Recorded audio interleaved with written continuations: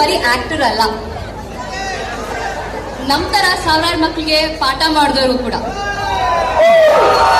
ಅದಷ್ಟೇ ಅಲ್ಲದೆ ಅವ್ರು ಸ್ಟೂಡೆಂಟ್ ಆಗಿದ್ದಾಗ ಕ್ಲಾಸ್ ಬಂಕ್ ಹೊಡೆದು ಡ್ರಾಮಾಗೆ ಹೋಗ್ತಿದ್ದವ್ರು. ನಿಜ ಅಲ್ವಾ ಸರ್? ಆಗ ಲೆಕ್ಚರರ್ ಆಗಿ ಪಾಠ ಮಾಡ್ತಿದ್ರು, ಈಗ ಆಕ್ಟರ್ ಆಗಿ ನಮ್ಗೋಸ್ಕರ ಏನ್ ಹೇಳ್ತಾರೆ ಅಂತ ಕೇಳೋಣ. ಸರ್, ನಮ್ಗೋಸ್ಕರ ಒಂದೆರಡು ಮಾತು please.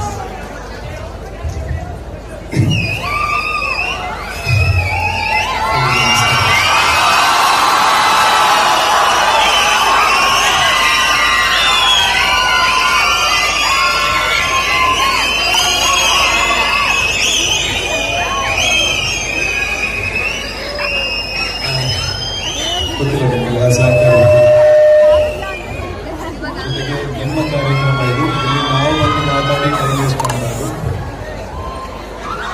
I should be wasting your time.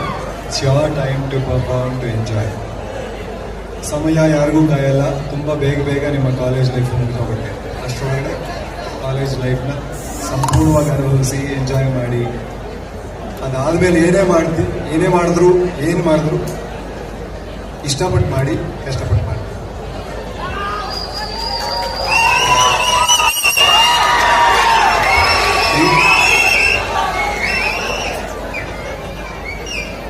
ತುಂಬ ಖುಷಿ ಆಗುತ್ತೆ. ವಾಪಸ್ ನನ್ನ ಕಾಲೇಜ್ ದಿನಗಳು ಜ್ಞಾಪಕ ಬರುತ್ತೆ. ನಾನು ನಿಮ್ಮ ಹಾಗೆ ಇದ್ದೆ. ಟೈಮ್ ಎಷ್ಟು ಬೇಗ ಹೊರಟು ಅಂತ ಗೊತ್ತಾಗೋದೇ ಇಲ್ಲ. ಹಾಗಾಗಿ ಎಂಜಾಯ್ ಯುವರ್ ಕಾಲೇಜ್ ಡೇಸ್. ಆಗಲೇ ಹೇಳೋದು, ನಿಮ್ಗೆ ಇಷ್ಟ ಬಂದಿದ್ದನ್ನೆಲ್ಲ ಮಾಡಿ.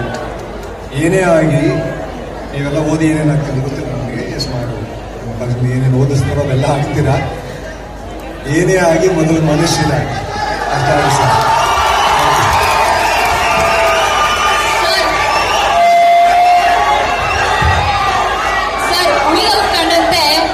ನೀವು ನಾನಾ ಭಾಷೆಗಳಲ್ಲಿ, ಚಿತ್ರಗಳಲ್ಲಿ, ವಿಭಿನ್ನವಾದಂತಹ ಪಾತ್ರಗಳಲ್ಲಿ ಭಾಗವಹಿಸಿದ್ದೀರಾ. ಅದಷ್ಟೇ ಅಲ್ಲದೆ ಯಾರ ಅಂತ ಕಬಾಲಿ ಅನ್ನೋ ಡೈಲಾಗ್